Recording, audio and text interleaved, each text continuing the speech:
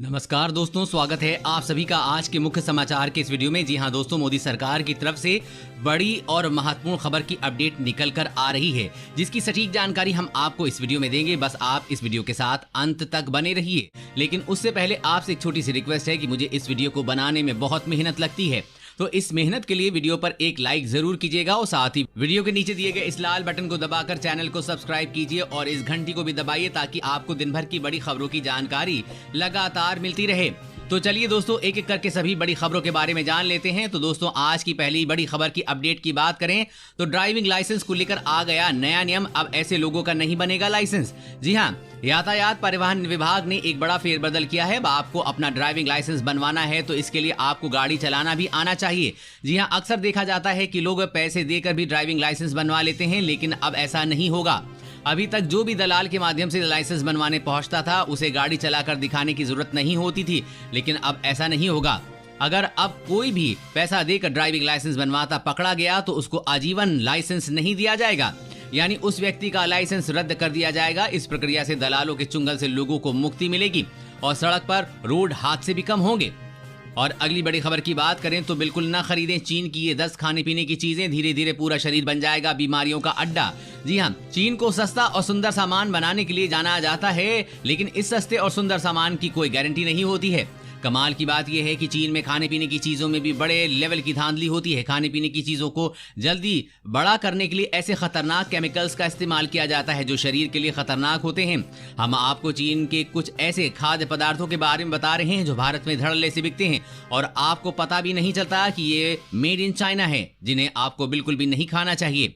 Mushroom, खाद्य निरीक्षकों के समय समय पर चीन से आने वाले दूषित मशरूम की खोज की है। यहाँ के मशरूम में बड़ी मात्रा में खतरनाक केमिकल पाए जाते हैं। इनके नियमित सेवन से आप कई बीमारियों की चपेट में आ सकते हैं। दूध, यहाँ के पैकेट वाले दूध में मेलेनिन का इस्तेमाल होता है जो खतरनाक केमिकल है। इसमें मौत का खतरा हो सकता है। प्रोटीन काउंट बढ़ाने के लिए इसका इस्तेमाल किया जाता है। अंडे, यहाँ अंडे में baking powder, calcium carbonate, food का कलरिंग और पैराफिन का मिश्रण किया जाता है। ये मिश्रण सेहत के लिए बेहद खतरनाक होता है।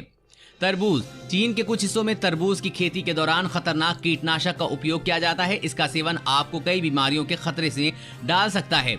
लहसुन, लहसुन की खेती के दौरान चीन में बड़ी मात्रा में लहसुन के खेतों में रासायनिक उत्पादों का इस्तेमाल होता है और इसके अलावा काली मिर्च, वाइन, चिकन, मटर आदि में भी खतरनाक केमिकल का उपयोग किया जाता है। और अगली बड़ी खबर की बात करें तो नई शिक्षा नीति में बड़ा ऐलान। बीएड कोर्स के साथ स्कॉलरशिप और नौकरी की गारंटी। जी हां, केंद्र सरकार की मंशा है कि मेधावी नौजवानों को डॉक्टर, इंजीनियर की तरह शिक्षक बनने के लिए आकर्षित किया जाए। इसके लिए उन्होंने कोर्स के दौरान छात्रवृत्ति और बाद में नौकरी की गारंटी दी जाएगी। ग्रामीण इलाकों के छात्रों पर खास फोकस रहेगा। हाल ही में मंजूर राष्ट्रीय शिक्षा नीति के इस प्रावधान को अमल में लाने के लिए शिक्षा मंत्रालय आने वाले दिनों में योजना का विस्तृत खाका तैयार करेगा। लेकिन सरकार की मूल योजना ये है कि काबिल छात्रों को आकर्षित करने के लिए एक 4 वर्षीय उत्कृष्ट बीएड कोर्स शुरू किया जाए।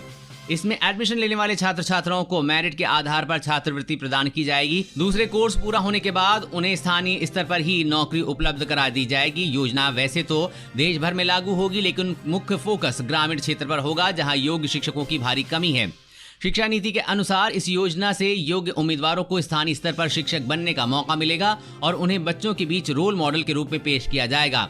मकसद ये है कि सरकारी स्कूलों में अच्छे शिक्षकों की संख्या बढ़े और उनकी गुणवत्ता में सुधार हो। इस योजना को ग्रामीण क्षेत्रों पर केंद्रित करने के साथ साथ प्रतिभाशाली छात्रों को खास तौर पर इसमें शामिल होने के लिए प्रेरित किया जाएगा। और अगली बड़ी खबर की बात करें तो यूपी में बिजली चोरी रोकने के लिए योगी सरकार का नया फॉर्मूला। हर जिले में होगा बिजली थाना। जी हाँ, बिजली चोरी घटनाओं पर रोक लगाने के लिए सरकार बड़े कदम उठा रही है। अब हर जिले में बिजली चोरी रोकने के लिए एक बिजली थाना अलग से स्थापित होगा। राज्य के मुख्य सचिव का कहना है कि पहले बिजली चोरी से संबंधित अपराध जिलों के थानों में दर्ज किए जाते थे। काम का अधिक दबाव होने के कारण पुलिस इन मामलों में अपेक्षित काम नहीं कर पा रही थी, जिसके बाद Uttar Pradesh power corporation limited के अधीन सतर्कता इकाई द्वारा सभी जिलों में एक बिजली थाना स्थापित करने का फैसला किया गया है। इनमें से 63 थानों पर अपराधियों का पंजीकरण तथा विवेचना का काम शुरू किया जा चुका है।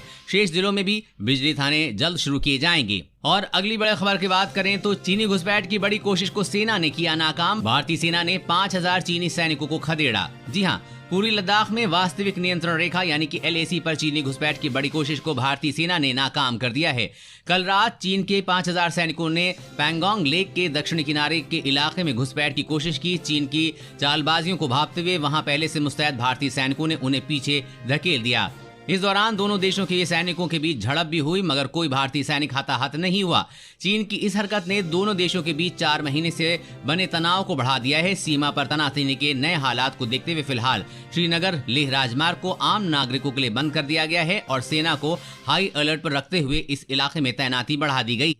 और अगली बड़ी खबर की बात करें तो खुशखबरी, दिवाली दशहरे को लेकर इंडियन रेलवे का ऐलान, चलाएगा 100 और ट्रेन। जी हाँ, भारतीय रेलवे ने फेस्टिवल सीजन के लिए तैयारी कर ली है। जल्द ही करीब 100 और ट्रेनें चलाने की योजना है। दशहरा दिवाली को देखते हुए रेलवे जल्द ही इसका ऐलान कर सकता है। रेलवे अभी 230 एक्सप्रेस ट्रेनें चला रहा है, जिनमें 30 राजधानी भी शामिल हैं। सूत्रों से मिली जानकारी के मुताबिक रेल मंत्रालय ने गृह मंत्रालय से 100 नई ट्रेन चलाने की अनुमति मांगी है। Railway zero base time table जारी करेगा, जो इन ट्रेनों के समय में कोई बदलाव नहीं किया जाएगा। साथ ही एक राज्य से दूसरे राज्य में चलाई जाने वाली इन ट्रेनों को लेकर राज्य सरकार से भी अनुमति मांगी जाएगी। दोस्तों, वीडियो में और भी काफी महत्वपूर्ण खबरें बची हुई हैं, इसीलिए इस वीडियो के साथ बने रहिए। और अगली बड़ी खबर की बात करें तो दिल्ली के स्कूलों पर आई बड़ी खबर, फीस को लेकर सरकार ने दी कार्रवाई की चेतावनी। जी हाँ, कोरोना काल में पिछले करीब 5 महीने से बंद रहने के बाद भी स्कूलों में मनमाने फीस लेने का सिलसिला जारी है। ऐसे में दिल्ली सरकार ने अब ऐसे निजी स्कूलों को कड़ी चेतावनी दी है जो ट्यूशन फीस के अलावा अतिरिक्त शुल्क वसूल रहे हैं। अरविंद केजरीवाल सरकार ने इसके साथ ही ऐसे स्कूलों को स्कूल दोबारा ना खुलने तक फीस नहीं बढ़ाने को भी कहा है। सरकार ने यह भी कहा है कि डिफॉल्टर स्कूलों को Delhi school education act and rules 1973 के मुताबिक सजा दी जाएगी। और अगली बड़ी खबर की बात करें तो चीन कर रहा है भारत पर आक्रमण की तैयारी, तैनात कर रहा है बॉर्डर पर DF-21 मिसाइलें। जी हां, भारत के खिलाफ साजिश रचने से चीन बाज नहीं आ रहा है। ताजा सैटेलाइट तस्वीरों से पता चला है कि चीन ने कैलाश मानसरोवर झील के पास मिसाइल साइट का निर्माण करके जमीन से हवा में मार करने वाली मिसाइलों को तैनात किया है। चीन के इस कदम से भारत के साथ उसके संबंध सीमा पर और भी तनावपूर्ण होने के पूरे आसार हैं। बताया जा रहा है कि मिसाइल के दायरे में नई दिल्ली समेत उत्तर भारत के सभी प्रमुख शहर आते हैं, लेकिन चीन ये नहीं जानता कि अगर उसने कुछ भी करने की कोशिश की तो भारत मुंह तोड़ जवाब देने के लिए तैयार है। और अगली बड़ी खबर की बात करें तो सब्जियों के साथ दालें भी हुई महंगी, एक माह में 500 रुपए क्विंटल बढ़े दाम, आम आदमी पर पड़ेगा असर। जी हाँ, सब्जियों की आसमान छूती महंगाई से परेशान उपभोक्ताओं को अब दाल के लिए अपनी जेब ज्यादा ढीली करनी पड़ेगी, क्योंकि बीते एक महीने में प्रमुख दलहनों के दाम में 500 रुपए प्रति क्विंटल का इजाफा हो गया है। आगे त्योहारी सीजन में दालों की मांग के मुकाबले आपूर्ति का टोटा बना रहने की आशंका बनी हुई है, जिससे महंगाई और बढ़ सकती है। दाल कारोबारी बताते हैं कि घरेलू उत्पादन बीते 2 साल से खपत के मुकाबले कम रहा है, जबकि आयात के जो कोटे तय किए गए हैं उसके लिए भी लाइसेंस जारी करने में देर होने की वजह से कीमतों में वृद्धि हुई है। साथ ही मौसम की मार से फसल खराब होने की भी आशंका जता रहे हैं, जिससे कीमतों में आगे और वृद्धि हो सकती है। और अगली बड़ी खबर की बात करें तो अब एक से ज्यादा बैंक अकाउंट खोलना पड़ सकता है भारी, आप आ सकते हो इनकम टैक्स के रडार पर। जी हां, अगर आपने बिना किसी कारण कई बैंकों में खाते खोल रखे हैं तो अब आप इनकम टैक्स डिपार्टमेंट की रडार पे आ सकते हैं। अगर आप कोई खाता यूज नहीं कर रहे हैं तो उसे बंद करवा दें, नहीं तो हो सकता है कि आप इसी वजह से इनकम टैक्स विभाग के रडार पर आ जाएं। आयकर विभाग समझता है कि आपने ढेरों बैंक अकाउंट इसलिए खोल रखे हैं ताकि वो काले धन को सफेद बनाने का जरिया बने। मल्टी अकाउंट के काले धन को सफेद बनाने में मदद मिलती है। वित्त मंत्रालय के अधिकारी बताते हैं कि अब बैंकों से नियमित रूप से सूचना आयकर विभाग को मिल रही है, कौन व्यक्ति बड़ी मात्रा में रुपए की निकासी या जमा कर रहा है। इस बारे में बैंक तुरंत आयकर विभाग को बताता है। यही नहीं, एक ही पैन नंबर पर कितने बैंक खाते खुले हैं इसकी भी जानकारी अब एक क्लिक में ली जा सकती है। और अगली बड़ी खबर की बात करें तो टीमों को सता रहा है IPL रद्द होने का डर, ऐसा हुआ तो लाइन में लगेंगे धोनी विराट। जी हाँ, UAE में 19 सितंबर से शुरू हो रहे IPL के 13वें सीजन से पहले BCCI बड़ी मुसीबत में घिरता दिख रहा है। UAE के सख्त कोरोना वायरस प्रोटोकॉल BCCI के लिए मुश्किल का सबब बन चुके हैं।